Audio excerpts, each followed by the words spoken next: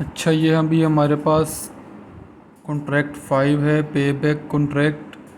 ये भी जो है मेक टू स्टॉक का ही कॉन्ट्रैक्ट है। ठीक है, तो इसके अंदर भी डिस्ट्रीब्यूटर इन्फॉर्मेशन दी हुई है और मैन्युफैक्चरर इन्फॉर्मेशन दी हुई है, और पे बैक का भी हमारे पास प्राइस आ गई है।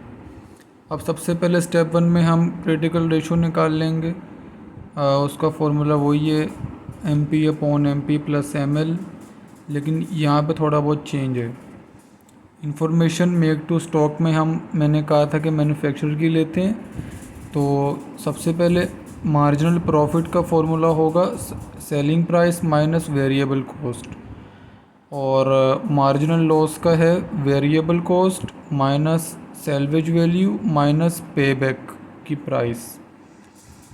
और ये हमारे पास आंसर आ गया है। इन सबको कैलकुलेट करो, मल्टीप्लाई 100 करो, हमारे पास आ गया 59.52। यहाँ पे स्टेप 2 में वही टेबल बनेगा जो कि मैंने डायरेक्ट किया हुआ है। यहाँ पे आएगी demand probability, weightage, accumulated probability यहाँ पे आएगी। तो 59.52 को अगर हम देखें यहाँ पर, तो ये देखो 59.52 इसके करीब आ रही है 72 के। और 72 हमने क्यों लिया है, एक मिनट में बताता हूँ।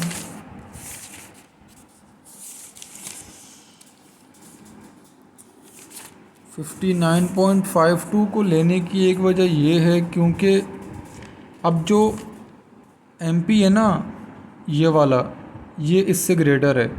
तो इसका क्या मतलब होता है कि जो ऑप्टिमल क्वांटिटी है वो एवरेज इन्वेंट्री से ज़्यादा होनी चाहिए।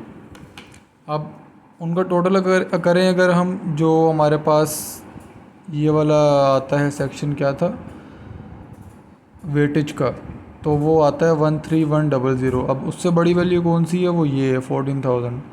तो एक तो ये चीज़ देखनी होती है, दूसरा हमने ये देख लिया तो हमारे पास ऑप्टिमल क्वांटिटी आ गई है। अच्छा, अभी हम करेंगे मैन्युफैक्चरर प्रॉफिट कैलकुलेट। पहले वही बात है, ऑप्टिमल क्वांटिटी तो 14,000 है, लेकिन हम स्टार्ट कहाँ से करेंगे, 8,000 से, क्योंकि हमारे पास डिमांड 8,000 से स्टार्ट हो रही है। इसका फॉर्मूला ये लिखा हुआ है, selling price multiply demand minus variable cost multiply demand minus fixed cost, उसमें से लेस करवा देंगे optimal quantity minus demand multiply variable cost minus salvage value minus pay back. तो ये सीन है। अभी देखो, selling price multiply demand minus variable cost multiply demand minus fixed cost. अब optimal quantity minus demand 14,000 minus 8,000 6,000, और ये variable cost minus scrap value minus pay back, इसको less करवा देंगे तो हमारे पास मैन्युफैक्चरर का प्रॉफिट ये आ गया है।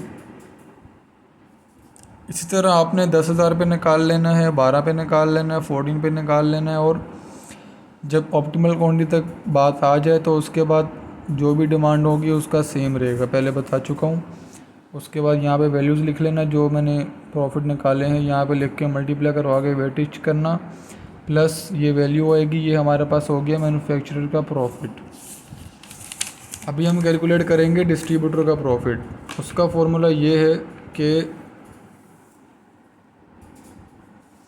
Selling price multiply demand minus cost multiply demand, और लेस करवा देंगे optimal quantity minus demand multiply पे बैक वैल्यू से। ये देखो, सेलिंग प्राइस ये आ गई, डिस्ट्रीब्यूटर का प्रॉफिट तो जाहिर सी बात है डिस्ट्रीब्यूटर की इन्फॉर्मेशन यूज़ करेंगे।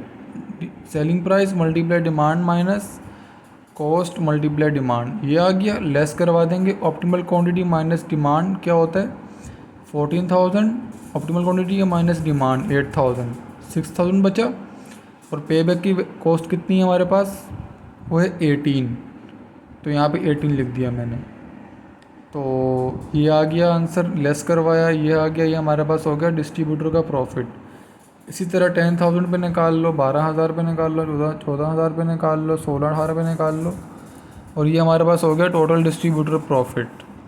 अब सप्लाई चेन प्रॉफिट वही है, total manufacturer profit plus total distributor profit is equal to, बस ये हमारा आंसर हो गया।